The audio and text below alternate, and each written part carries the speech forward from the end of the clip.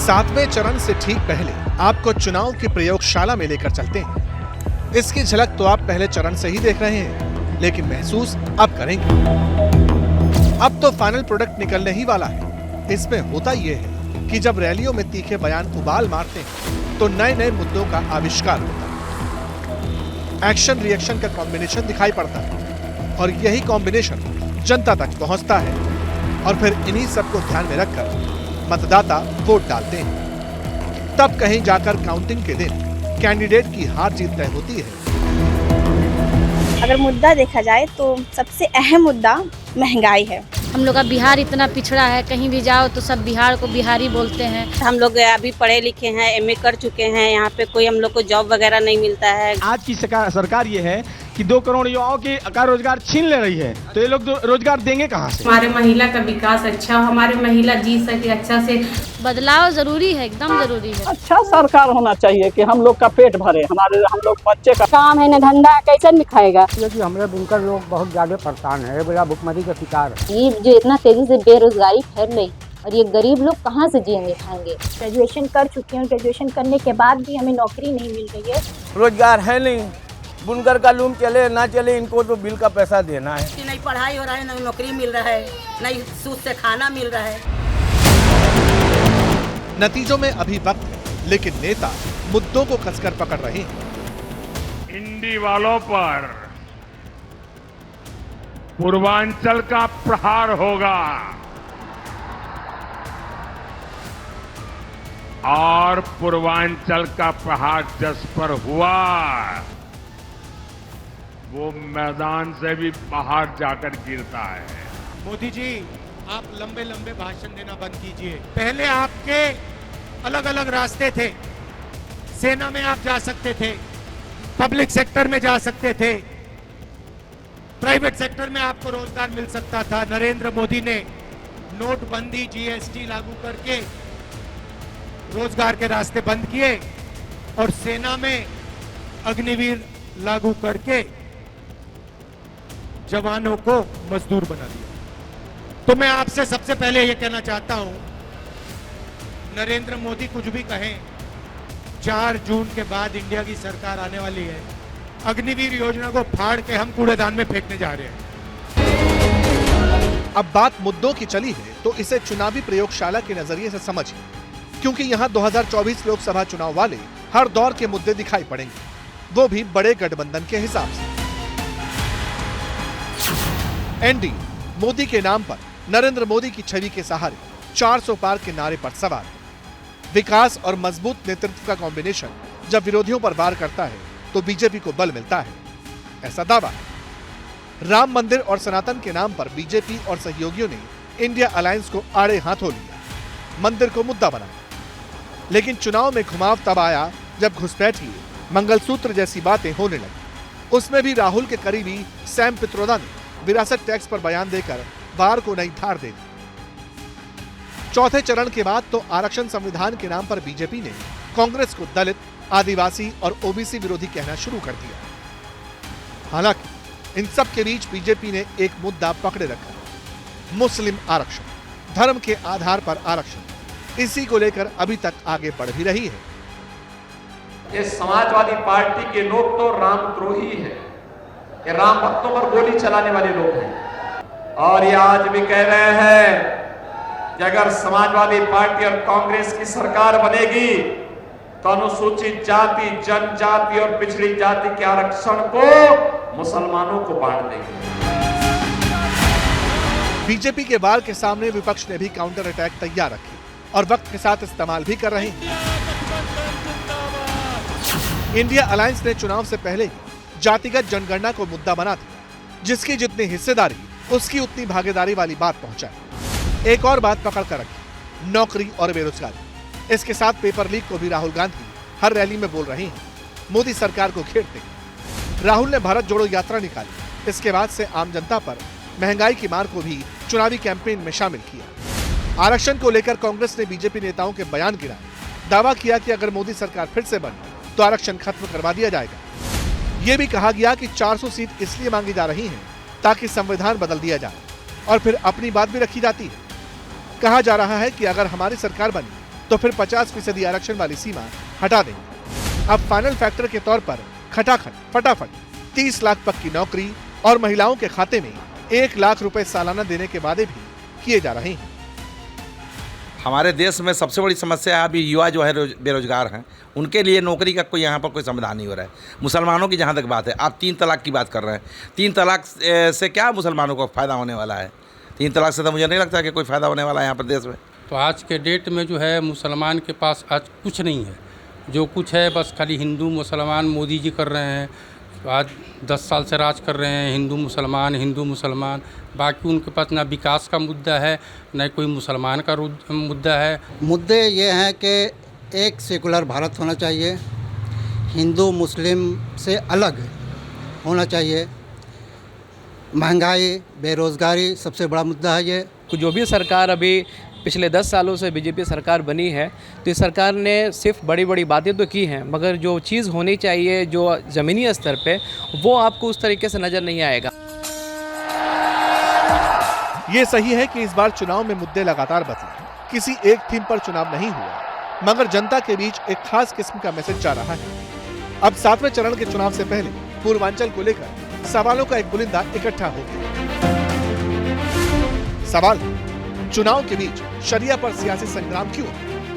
क्या चुनाव को अलग दिशा में ले जाने की कोशिश है? क्या 7वें चरण में वोटों का ध्रुवीकरण करना ही मकसद है? मुस्लिम आरक्षण के नाम पर किसके वोट बढ़े? ओबीसी लिस्ट की समीक्षा के नाम पर किसकी सीट बढ़ेगी? क्या ध्रुवीकरण सत्ता के सिंहासन तक पहुंचाएगा? सरकार अच्छी चाहिए हम लोगों को, जो हर काम पूरा कर सके, महंगाई भत्ता कम कर सके। गरीब को बहुत दिक्कत है, जो जिसके पास पैसा तो खा लेता है, जो गरीब वो कैसे खा पाएगा। महिला को उम्मीद पे कि सबसे पहले कि आप लोग महंगाई कम करें, उसके बाद शिक्षा में आगे करें। जैसे जैसे और भी स्टेट हैं, हम लोग का बिहार इतना पिछड़ा है, कहीं भी जाओ तो सब बिहार को बिहारी बोलते हैं। एजुकेशन मामला में बिल्कुल पीछे है, तो थोड़ा एजुकेशन पे ध्यान दें, गरीब लोग के लिए कुछ करें, जॉब दें। बदलाव ज़रूरी है, एकदम ज़रूरी है। सरकार को अच्छा करना चाहिए और क्या करना चाहिए। क्या काम कहाँ, इतना महंगाई बढ़ा हुआ है, सब चीज़ बढ़ा, सब चीज़ पे तो महंगाई, महिला का कोई यही नहीं है। एक महिला के तौर पे तो यही मुद्दा है सर, कि जो महंगाई है सबसे पहले उसको कम करना चाहिए। जो बेरोजगारी है वो होना चाहिए, बेरोजगारी के ऊपर आप लोग ध्यान दीजिए।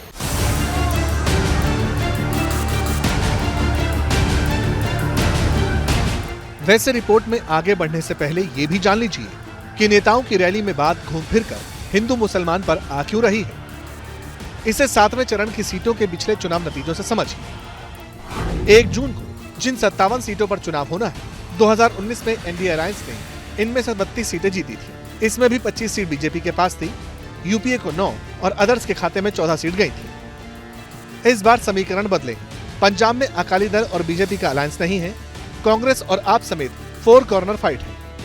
हिमाचल में इस बार सत्ता में कांग्रेस है, 4-0 रिपीट करना चुनौती होगी। बिहार में आखिरी वक्त पर नीतीश बीजेपी के साथ आए। कहा जा रहा है बीजेपी को नीतीश के खिलाफ कथित नाराजगी को काउंटर करना पड़ रहा है। महंगाई बहुत ज्यादा है, हम लोग को घर चलाने में बहुत दिक्कत हो रही है। महंगाई बहुत ज़्यादा है, कमाई कम है, खर्च बहुत। जानते हैं यहाँ कमाने के लिए विदेश जा रहा आदमी, यहाँ कमा नहीं सकता, इतना ये है, खर्चा बहुत ज़्यादा है। महंगाई चल रहा है, बाल बच्चा का पढ़ा ना सक रहे, हर चीज़ में ये होना चाहिए, हर चीज़ के तन होगा, सरकार बदलेगा तो ना थोड़ा कम होगा, हर चीज़ के महंगाई गिरेगा। यूपी में इस बार कांग्रेस और अखिलेश यादव साथ, बीएसपी अलग लड़ रही है, इसीलिए बात खुल्लम खुल्ला जातिगत समीकरण पर भी आ गई। लेकिन मुद्दा जो मेन है वो बस यही है, एजुकेशन का मुद्दा है, महंगाई का मुद्दा है, और ये मेन मुद्दा है। सबसे बड़ी चीज समस्या ये कि कोई नेता किसी विपक्ष या पक्ष का कोई आ ही नहीं रहा। हम लोग शकल तक नहीं देखेंगे, अब क्या बताओ, इससे ज़्यादा क्या बताओ। एजुकेशन बहुत महंगी है, बच्चे बेरोजगार हैं, और इतने हाई क्वालिफाइड होकर के बच्चे बेरोजगार चल रहे हैं। विकास है का हो रहा है, नाली गलत बन रही है, पानी सब लीकेज ठीक नहीं हो पा रहा है, सड़क नहीं सही है, पानी की निकासी नहीं सही है, का विकास है। सरकार जो चला रही थी पिछले सालों से, बहुत महंगा सब कुछ चल रहा था, हर एक चीज भी। इस बार पूरे देश में बेरोजगारी मुद्दा है, शिक्षा, स्वास्थ्य, रोटी, कपड़ा, मकान, यही मुद्दा है। यूपी वाला फैक्टर इसलिए भी अहम है क्योंकि इस चरण में खुद प्रधानमंत्री मोदी की सीट पर चुनाव है, इसलिए हाई वोल्टेज एक्शन, इमोशन सब लाजमी है। हम लोग को वहाँ बिजली की समस्या है कि जो सब्सिडी मिल रही थी उसकी हम लोग समस्या है। गवर्नमेंट अगर कोई सब्सिडी हम लोग को दे बिजली पर, पावर लूम पर, तो ये और बेहतर होगा। और बाकी सब काम ठीक है इनका। ये कि हमारे बुनकर लोग बहुत ज़्यादा परेशान है, बड़ा भुखमरी का शिकार है। इसमें कोई क्या बुला के एक दिन हो जाता है, फाका पाती एकदम नहीं है, खाने के नहीं है। बेरोजगारी, बुनकरों का पलायन रोकना और तरह तरह की छूट में मुब्तला करके जो नफरत की आग लगाई जा रही है उस आग को बुझाने के लिए हम लोग अपने लोकतांत्रिक अधिकार का इस्तेमाल करेंगे। रोजगार नहीं है, मोदी जी इस पर ध्यान नहीं दिए। यहाँ बनारस के बुनकर बहुत से दूसरे शहर में चले गए। ये सब चीज़ की कमियां हैं। मगर 2019 के नतीजों के साथ यूपी की उन 13 सीटों का अलग से असेसमेंट क्या कहता है, ये भी समझ लीजिए। 7वें चरण में यूपी की 13 सीटें महाराजगंज, गोरखपुर, कुशीनगर, देवरिया, बांसगांव, घोसी, सलेमपुर, बलिया, गाजीपुर, चंदौली, वाराणसी, मिर्जापुर और रॉबर्ट्सगंज में चुनाव। बीजेपी ने 13 में से 10 पर कैंडिडेट उतारा है। 3 सीट पर सहयोगी अपना दल एस और ओपी राजभर की पार्टी चुनाव लड़ रहे हैं। इंडिया अलायंस की तरफ से समाजवादी पार्टी 9 और कांग्रेस 4 सीट पर दांव आजमा रही है, जबकि मायावती की बीएसपी सभी 13 सीट पर चुनाव लड़ रही है। 2019 के चुनाव में बीजेपी 13 में से 9 सीट जीतने में कामयाब रही थी, जबकि 2 सीटें उसके अलायंस पार्टनर अपना दल एस ने जीती थी और 2 सीट बीएसपी को मिली थी। धर्म के आधार पर आरक्षण यह असंवैधानिक है। कांग्रेस और उसके सहयोगी इंडी गठबंधन से जुड़े हुए दल हैं, इन लोगों में एक होड़ सी लगी है मुस्लिम आरक्षण देने का। बिहार के अंदर लालू जी पहले ही बोल चुके हैं, मुसलमानों को, सभी मुसलमानों को आरक्षण मिलना चाहिए। इसका मतलब आरक्षण कहाँ से मिलेगा? ये आरक्षण यही ओबीसी और एससी एसटी का आरक्षण में से ये बांट करके मुसलमानों को देना चाहते हैं। Bharatiya Janata party SC ST और ओबीसी के आरक्षण को सुरक्षित रखने के लिए किसी भी प्रकार के मुस्लिम आरक्षण का विरोध करती है। चुनावी दलों ने जिस तरह अपने कैंडिडेट उतारे हैं, उससे लगता है कि इस चरण का चुनाव पूरी तरह जातीय बिसात पर केंद्रित है, जिसमें ओबीसी वोटर्स के लिए खींचतान है। इसके अलावा बीएसपी के दलित वोट बैंक को भी साधने की कवायद है। तो क्या जाति वाले फैक्टर को काउंटर करने के लिए मुस्लिम आरक्षण वाले मुद्दे को बार बार उठाया जा रहा है? अच्छा सरकार होना चाहिए कि हम लोग का पेट भरे, हम लोग बच्चे का पेट भरे। क्या मिल रहे, 5 किलो अनाज दे रहे हैं, तो उससे क्या होगा? हमारा मुद्दा, हम यही चाहते हैं कि सरकार बदलनी चाहिए।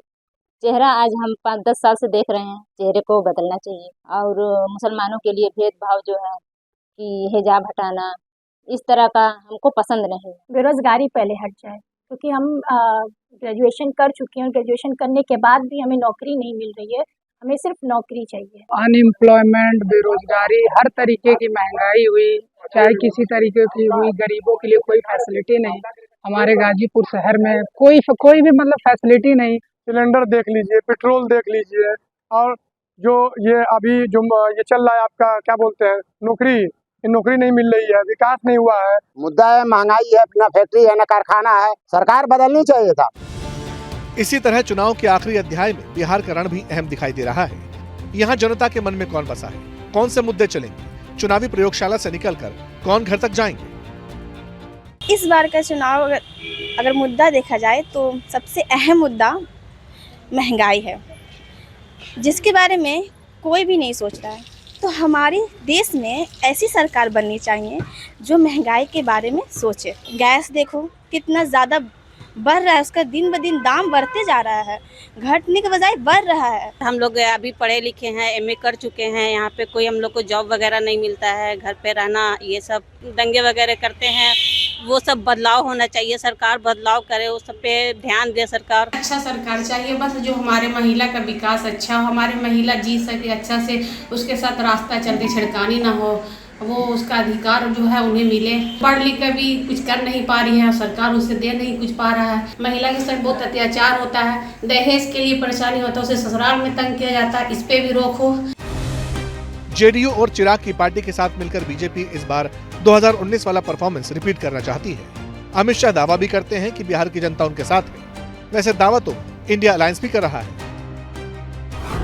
1 जून को 7वें चरण में बिहार में नालंदा, पटना साहिब, पाटलिपुत्र, आरा, बक्सर, सासाराम, काराकाट और जहानाबाद सीट पर चुनाव होना है। 2019 के लोकसभा चुनाव में इनमें से नालंदा, काराकाट और जहानाबाद सीट पर जेडीयू ने जीत हासिल की थी। बाकी 5 सीटों पर बीजेपी के सांसद की जीत हुई थी, यानी एनडीए अलायंस का ही बोलबाला था। हालांकि तेजस्वी और राहुल की रैलियों के बीच काराकाट में पवन सिंह वाले फैक्टर के बीच क्या मुद्दे जाति धर्म वाले होंगे या विकास का मसला हावी रहेगा?